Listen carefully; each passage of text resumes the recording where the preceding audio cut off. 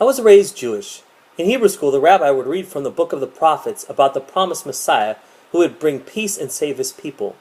Theologians have identified over 700 prophecies in the Old Testament that pertain to the fulfillment of the Messiah.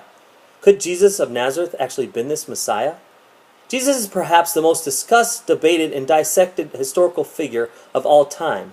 Nearly every human being has a theory, belief, or ideology of who he was. I myself have studied Scripture, taught Bible class, and I'm an ordained minister. I've studied Islam, Judaism, and most Christian sects, and particularly what they believe about Jesus. My logical conclusion and personal conviction is that Jesus Christ is the Son of God. For the next few minutes, I will discuss the historical evidence of Jesus, the credibility of the New Testament, and if Jesus actually fulfilled any of the Old Testament prophecies. First, New Testament aside, what historical evidence do we have that this Jesus actually existed? Ironically, the strongest support comes from the writings of those who've opposed him the most, the Jews, Romans, and Greeks.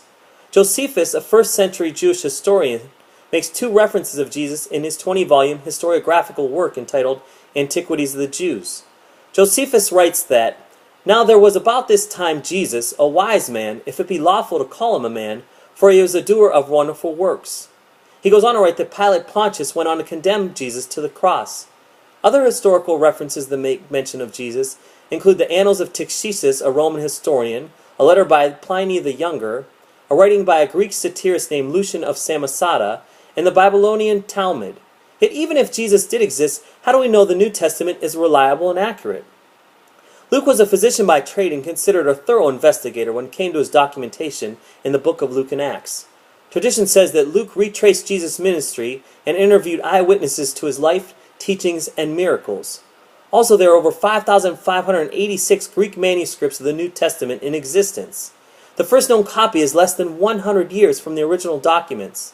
When the manuscripts are compared, they are 99.5% textually pure from the earliest writings.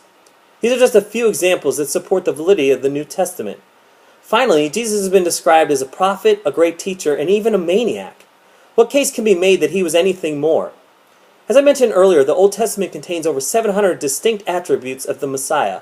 The odds of Jesus fulfilling each one are 1 in 84, followed by 97 zeros. Many of these prophecies were not vague, but very specific. Chapter 7 of the book of Isaiah speaks of the Messiah's birth to a virgin, while the 53rd chapter outlines the crucifixion in great detail. Astonishingly, the book of Isaiah was written 700 years before Jesus' birth. Jesus of Nazareth was a historical figure whose story is told in the Gospels of the New Testament. His claims and that of his followers are backed by messianic prophecies found in the Old Testament. This is why I believe that Jesus Christ is the Messiah. C.S. Lewis once wrote this about Jesus: "A man who was merely a man and said the sort of things Jesus said would not be a great moral teacher.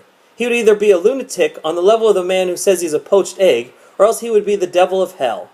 You must make your choice. Let us not come with any patronizing nonsense about his being a great human teacher. He has not left that open to us. He did not intend to.